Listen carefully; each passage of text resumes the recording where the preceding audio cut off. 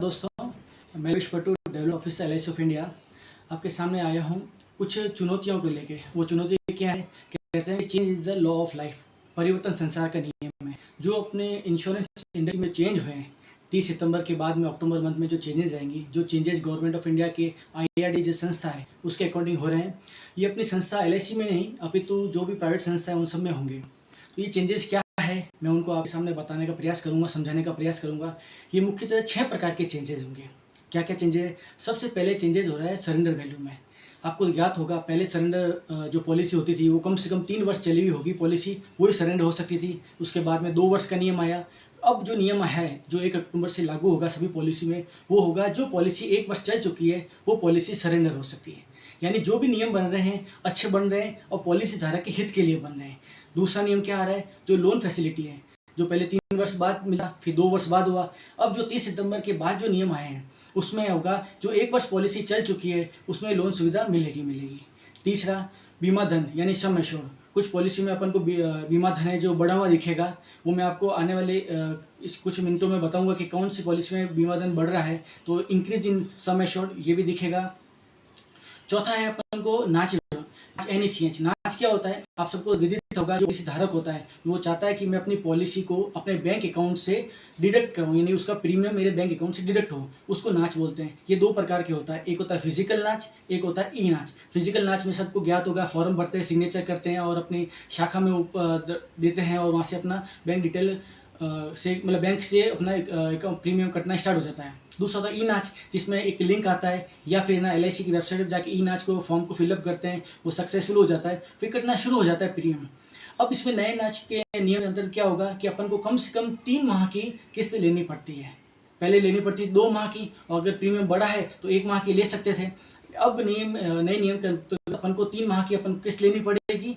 3 माह किस्त लेने के बाद में इन 3 माह के दरमियान पॉलिसी धारक को अपना जो नाच मैंडेट होगा वो सक्सेसफुल करना होगा। अब किसी कारणवश अगर वो 3 माह के अंदर अगर नाच सक्सेसफुल नहीं हो पाता है तो ये ऑटोमेटिकली जो पॉलिसी नाच की होगी वो कन्वर्ट हो जाएगी क्वार्टरली मोड में, यानी त्रैमासिक मोड में कन्वर्ट हो जाएगी। ये सबसे बेहतरीन फीचर आया है, जो ना पार्टी को भी, पॉलिसी धारक को भी प्रॉब्लम नहीं आएगी, ना किसी एजेंट को प्रॉब्लम आएगी, ना किसी भी संस्था को, अपना भी वो ऑटोमेटिकली क्वार्टरली मोड में चेंज हो जाएगी। ये नियम है। और चौथा नियम यह है कि जो फ्री लुक पीरियड होता है, ये पॉलिसी धारक हित की बात होती है। मिस सेलिंग होने का कंसेप्ट जो आता है उसको सुधार के लिए जो पॉलिसी धारक यूज़ में लेता है, वो पहले 15 दिन का था, अब वो हो गया है 30 दिन का। ये भी बेहतरीन है। और जो सबसे अंतिम चीज़ हुई है वो परिवर्तन आया है अपने AB राइडर्स, यानी एक्सीडेंटल डेथ बेनिफिट राइडर। जो पहले अपन सम एश्योर्ड का डबल ले सकते थे, अब क्या हो गया है, बेसिक सम एश्योर्ड का 3 टाइम्स, अप टू 3 टाइम्स ले सकते हैं, जो मैक्सिमम 1 CR तक होता है। पहले अपन जस्ट डबल ले सकते थे, अब क्या हो गया है, पॉलिसी धारक जो अपनी जो बेसिक सम एश्योर्ड होता है उसका 3 टाइम्स, अप टू 3 टाइम्स ले सकता है। जो सारी चीज़ें जो परिवर्तन आया है वो अपने पॉलिसी धारक के हित का रीच आया है। अब अपन देखते हैं कि कुछ पॉलिसी में क्या क्या परिवर्तन हुए हैं। सबसे पहले बात करते हैं 914 यानी बंदोबस्त बीमा एंडोमेंट प्लान। अब प्लान नंबर चेंज हो गया है, 914 की जगह 714 हो गया है।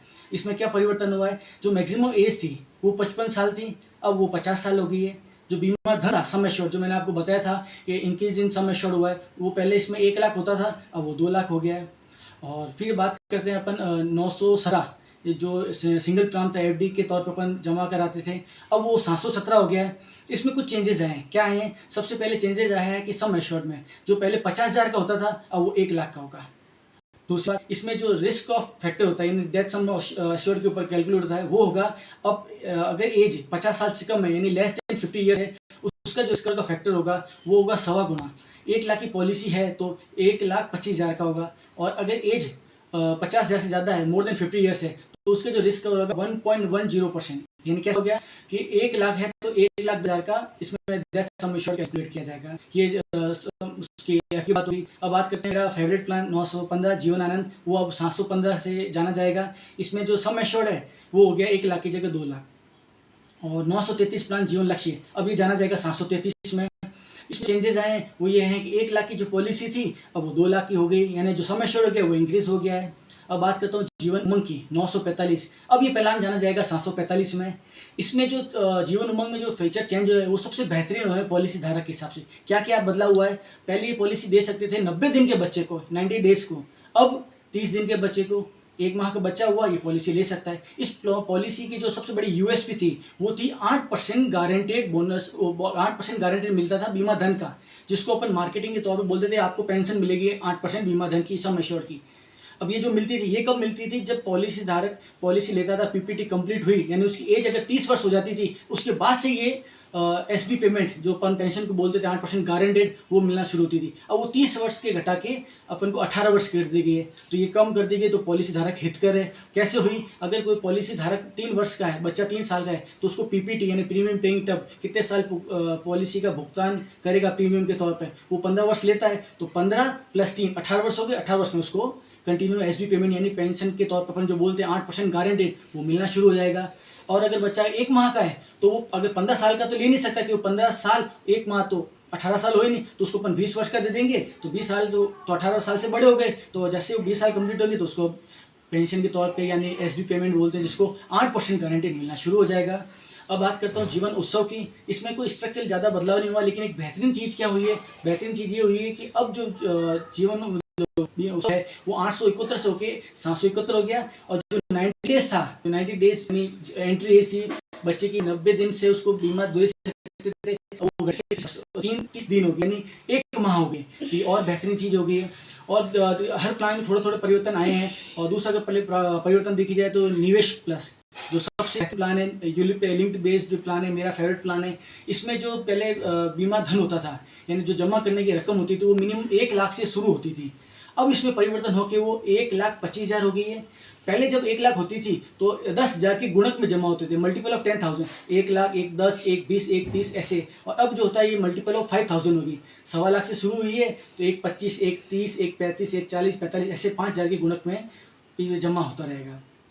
अगर मैं बात करूं परिवर्तन का, तो इसमें सर मैंने आपको जैसा बताया था परिवर्तन संसार के नियम है, तो इस परिवर्तन को अगर हम एक्सेप्ट नहीं करेंगे तो आने वाली इस ग्लोबल मार्केट में जहां पर दिनों दिन मार्केट की प्राइस यानी ब्याज दर कम होती जा रही है, तो उसमें अपन कैसे सर्वाइव करेंगे उसको लेके बताता हूँ। तो प्लान जीवन शांति सबसे फेवरेट प्लान है पेंशन प्लान, जो बहुत ज़्यादा बड़े बड़े एक्टर्स, बड़े बड़े बिजनेसमैन इन्होंने सबने ले रखा है। इसका क्या फीचर है, जो पहले 858 के होता था अब ये 758 हो रहा है। इसमें जो डेफरमेंट पीरियड होता है यानी स्थगन का समय है, रुक कर पेंशन लेना, यानी कहते हैं कि ग्लोबल मार्केट में दिनों दिन प्राइस कम हो रही है, जीवन शांति में दिनों दिन प्राइस बढ़ रही है। तो डेफरमेंट पीरियड में जितने समय के लिए रुकते तो बड़ी हुई ब्याज दर से हिसाब से पेंशन मिलती थी।